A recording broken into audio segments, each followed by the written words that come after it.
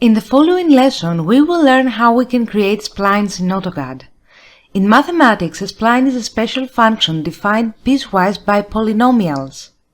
In the computer science subfields of computer-aided design and computer graphics, the term spline more frequently refers to a piecewise polynomial curve.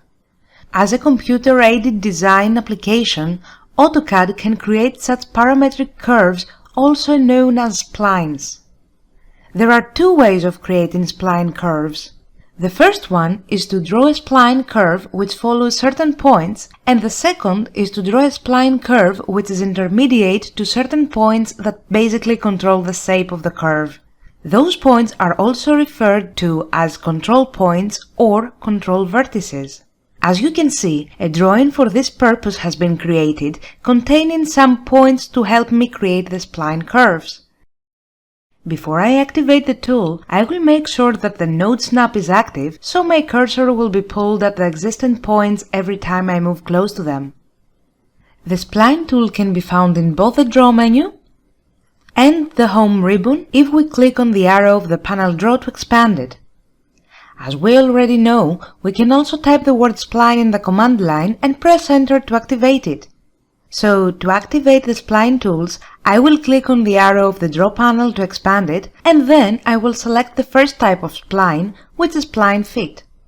With the tool active, I will start clicking on the points one by one. I will click on the first point to specify the starting point of the spline, and then on the next points to gradually create the curve.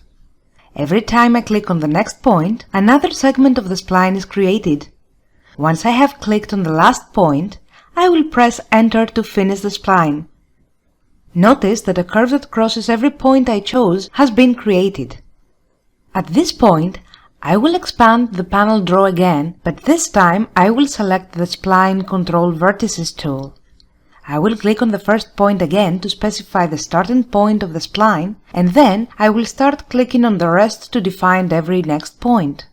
However, as I specify the next points of the spline one by one, the curve that is being created does not coincide with those points. It is being created somewhere in between instead. This happens because the intermediate points play the role of control vertices. And to be more precise, the control vertices define a control frame to shape the spline. Once I have clicked on the last point, I will press Enter. Notice that automatically the end of the curve coincides with the last point I clicked on. At this point, I will type the word Spline in the command line to show you how you can switch from Spline Fit to Spline Control Vertices from there. When the command is active, I can click on the Method menu from the command line and change the type from Control Vertices to Fit and vice versa. I will click on the Control Vertices option to mention something interesting. As I mentioned in the beginning of the lesson, a spline curve is defined by a polynomial function. I can change the degree of the function by clicking on the degree option in the command line. The default degree of the polynomial function used to create the curve is 3. I will set this value as 1. Now I will create another spline using the same control points I used before. When the spline is finished, it is no longer a curve, but a line.